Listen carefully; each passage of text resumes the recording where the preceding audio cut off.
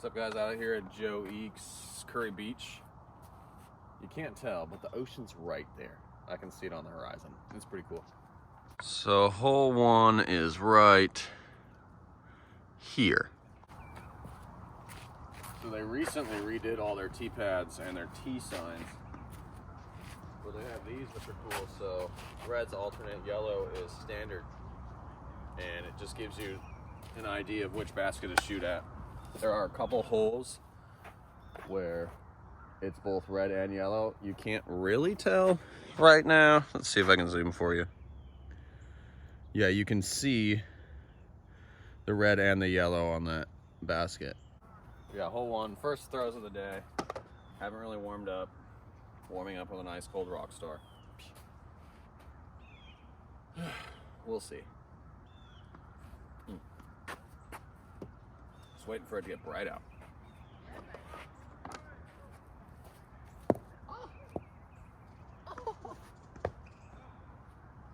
Try a meteor. The goal is to just kind of go dead straight. I don't want to flip it up. I just want it straight, finalized hyzer to the right of this monster tree in the middle. Oh, we might have friends.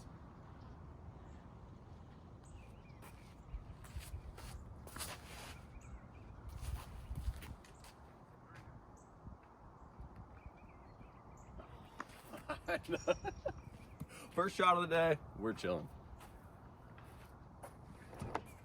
Try it one more time with the old Comet.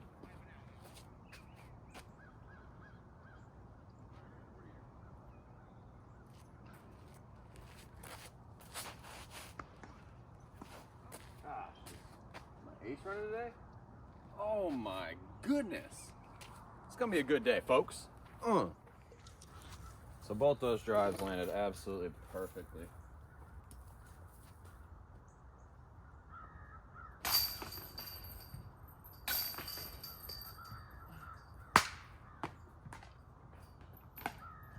So it says this hole is a straight up 310-foot hyzer. If you have a straight flyer that can cut right of that monster tree and then just kind of sail and set right by the basket, obviously that's the key. Comet, meteor, sick. Easy flip up, no worries, perfect shots. All right, so hole two is pretty straightforward. I mean, it's just stacked behind all these trees out here. So it's a 250-foot shot. You're going dead straight. There's a right gap and a left gap, but it's just stacked behind all these trees. So all of these right here, you can't punch through those. There's like a gap there and a gap there. Otherwise, my best bet is just to punch straight through and hope to hit the right gap and just kind of sit for a putt. This isn't a guaranteed par. It's kind of obnoxious. I'm gonna throw another Comet, just get it straight. Less is more. Less sand would be great. Less sand, more grip.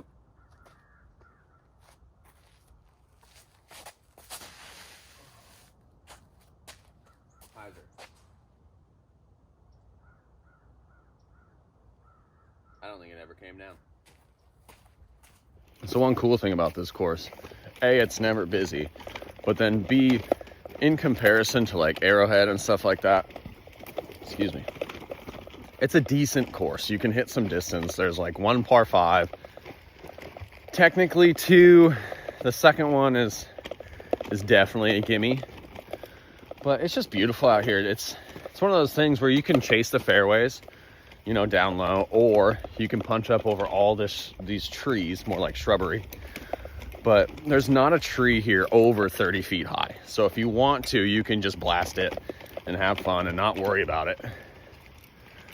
But sometimes if you try to hit the fairways, these trees are really, really, really sticky. I don't know if you can see, that's my Comet. And we're pretty close to the hole, but it's really hard to punch through. So we'll see what we got.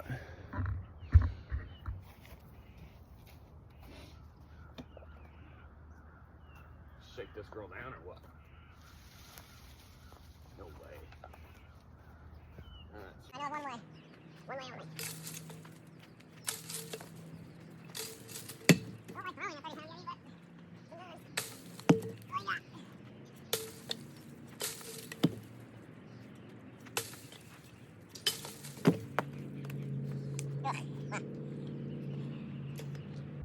How my Yeti, Sandy? We'll try this little upshot. Just trying for par. Perfect. So one thing I need to get used to with filming is just understanding that there's other people in the world. It's like, I swear, every time I go throwing by myself without a camera, there's nobody out here. I never have to compete with timing or any of that. Cool with par. But then every time since I've started this filming endeavor, every time I come out here, clear, there's people in front of me and people behind me. And I think it's kind of like a test mentally, just to get comfortable and do my own thing, which, I mean, I am, but apparently I'm not. We'll see. So this is par 5, 490. You can kind of see, I'll zoom in post. You can kind of see the short basket. That's a par 3. Actually, somehow a par 4. Eagle all day. But I'm just gonna try to flip something over the trees. Just let it hyzer back. Just trying to go straight down the gap. I'm probably gonna go up high over here and just kind of hyzer out.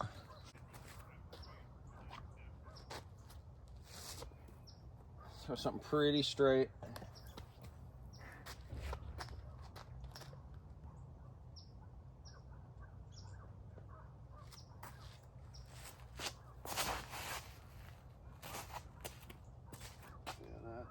Perfect.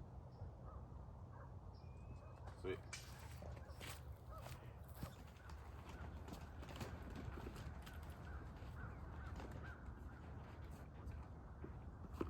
So we're playing alternates. So this is a par 5.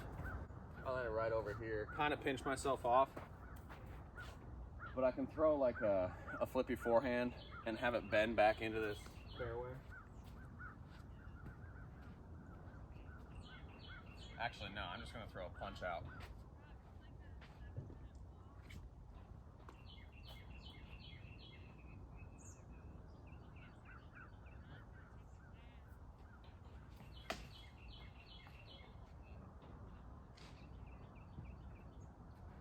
It's actually a really good shot. I punched right out where I wanted to, and I should be ready for maybe an eagle run. You're going to be able to hyzer and land. I mean, if you're playing the original instead of the alternates, it's an eagle all day. It really is. And even the par 5, the deep par 5, is an easy eagle.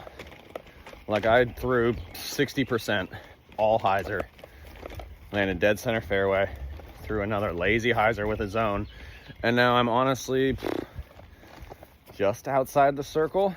We'll see. I mean, it's a straightforward putt. My putts have been stupid inconsistent lately. I talk about the pendulum and just doing things straightforward and easy, but then you find yourself overthinking and everything's off. Timing is weird. I haven't thrown in a couple days, so I like to use that as my crutch. Nah, you suck.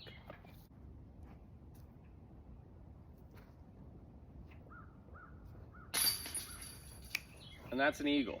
So easy hyzer to here, and then 30-footer.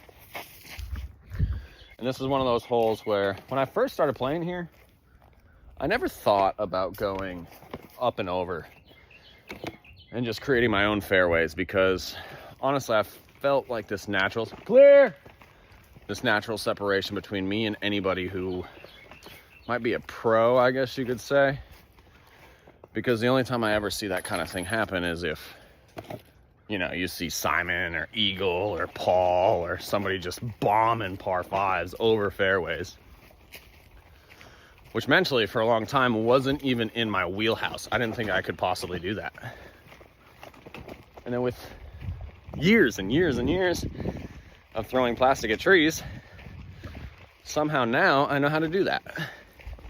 It's all disc control and learning what your bag is and how each piece of plastic flies, but we out here.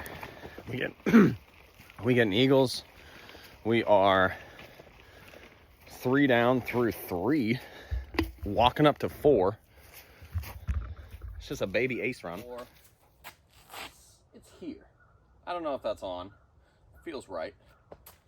But it's 150 feet, dead straight. I kind of teeter in between throwing a Luna, which is a straight shot, and then a super flippy prototype Fierce. Just because by this hole in the round, I'm not sure if I'm throwing hard or soft.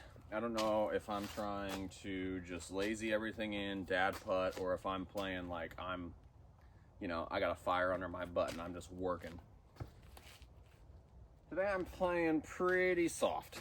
So we're just gonna throw a lazy Fierce. We'll see how it works.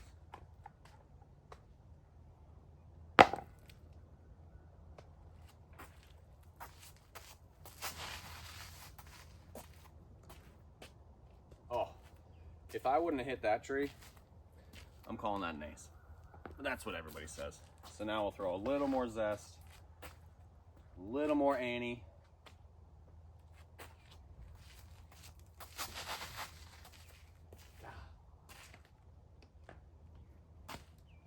And even after all that, she's parked. So this hole by far, I mean, it's the shortest hole on the course, but if you don't consider this the signature hole, you're shooting through this beautiful spider web of a tree. And then you're just trying to punch it straight to the bucket. I smacked an early tree, kind of beat me down. I'm behind the basket over here. We all know that Luna hit 17 trees and somehow is close. Get you a 150-foot hole, you better birdie it.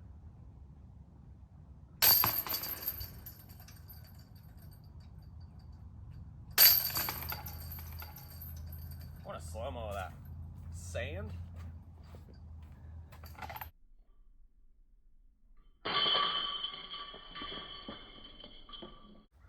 All right, so hole 5 kind of screams straight shot. 300 feet, you're just following this sand. The goal is to cut left of this mushroom tree right here.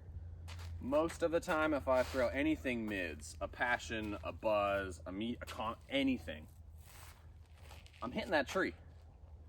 So I'm gonna try to mitigate that by throwing just kind of a sky hyzer, big right of that tree, land straight in the fairway. Actually, no. We're gonna go for it. We're just gonna go dead straight, kind of flippy, and we'll just see how far down the fairway we can get. I'm basically, I don't know if you can see it, but there's this telephone pole. You see just the tip of it over here. Kind of aiming at that.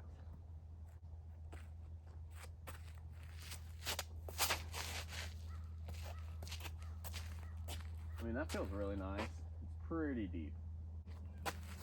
We'll see. I think I landed in some of the shrubs over there to the right, but it's definitely a putt. See, and this is one of these holes where, I don't know, I mean, obviously it's a mental game, but I can't figure out, gosh, the sun is just eating my eyes up. But I can't get around the fact that there's this big ash tree right here. What's an ash tree? And I've started to figure it out. And it's kind of like what I was speaking on earlier, just go for this fairway in the skies. It's so much easier. Less thinking, just more throwing, I guess. But then it kind of takes away from the point of the course. You know, they come out here and put these baskets dead center of these beautiful fairway paths for us to just go over and ignore the fairway, or are we trying to break disc golf today? I don't know. So if I would have been going for the normal bucket, absolutely parked. I'm like 8 feet away. But I'm going for this alternate bucket that's a little deeper in this little bowl here, which you're about to see. Like I said, it's a putt. It's a par 4. So you think I'm shooting at that basket? Nope. It's this red guy. Remember, reds are alternates here, yellows are standard. But this is technically for eagle. It's a par 4. If I wouldn't have hit this is where I started a hyzer. I probably would have been 20 feet.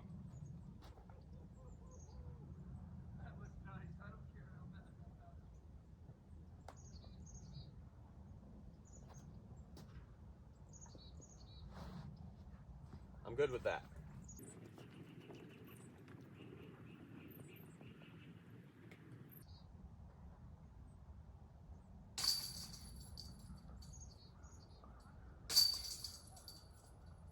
on this hole especially, I find myself like over putting.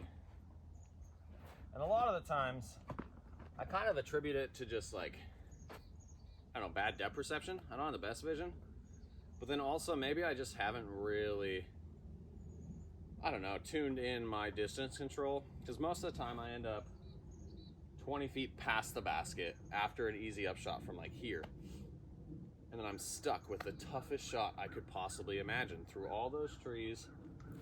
Today, I was being a little more thoughtful, just kind of pitched it up, parked it, cool. Easy birdie. 4 down through 5. All right, so hole 6 out here. It's probably my favorite hole. It's like 350. Obviously, the fairway just kind of goes on a straight hyzer, but you got to be able to push it over these trees on the right side. So you want to throw something pretty stable. Throw this Zeus. She nice. There's no sunlight out here, so you can't tell, but she nice. It's a par 3. I have a hard time parring this for some reason.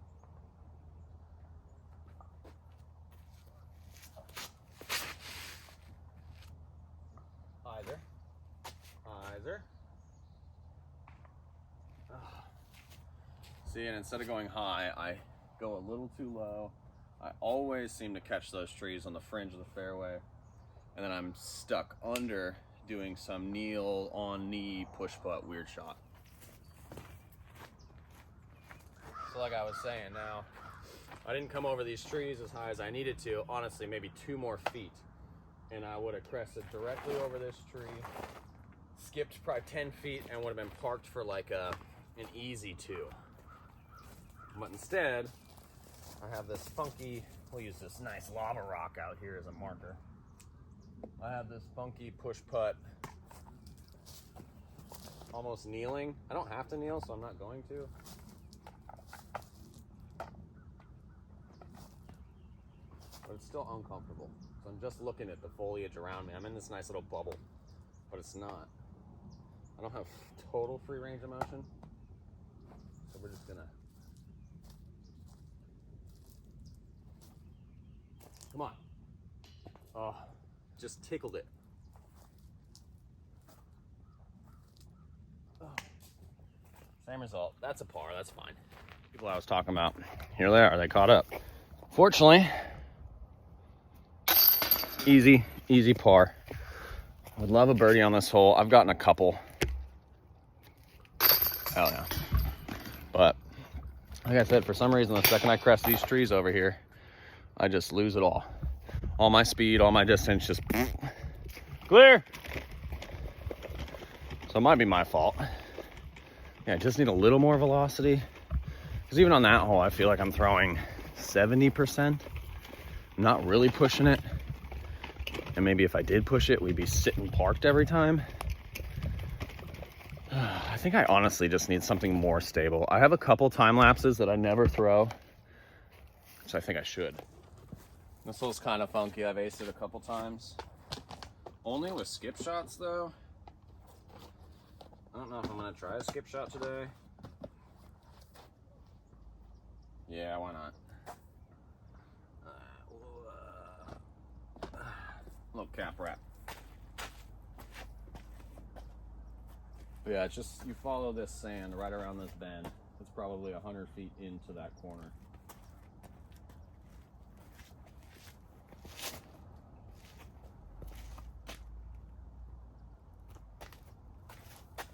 That was sick. I hope you see. Yeah, this hole's sweet because while it is only a couple 100 feet, it gives you this chance to just kind of skip around that bend.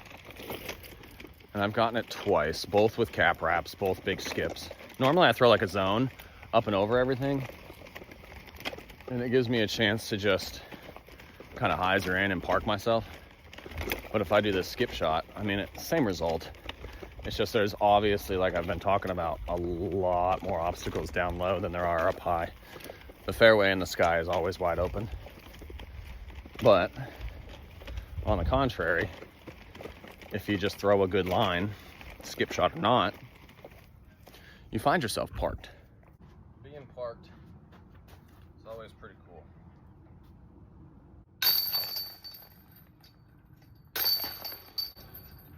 Slow down your putting motion. less factors, less things to think about. So we are 5 down through 7. All right, we'll try Meteor. Just right here. That was probably terrible, we'll see.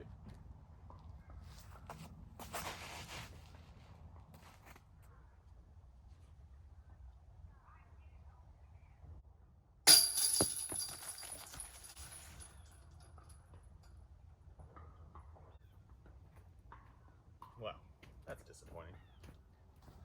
So hole 9's kind of funky. It's like a weird focal point, but it's just a big hyzer. It's a little over 300 dead, just around this corner, and then you kind of like lead up to this plateau before the baseball field. But I'm gonna throw a little force. We'll see if we can just get it around the bend. I'm not asking for too much. This is pretty much a par.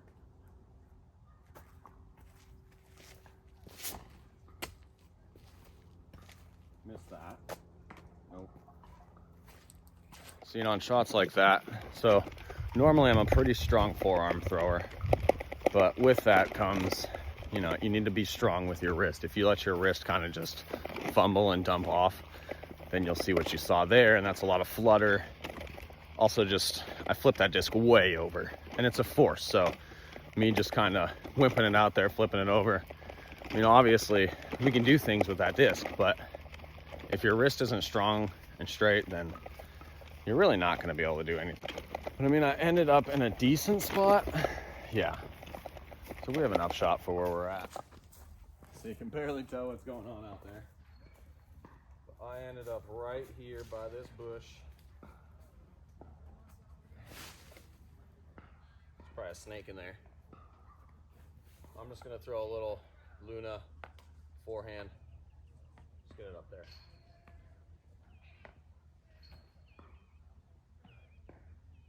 Yeah. Kind of right, maybe deep, but hopefully pin high, 20-footer.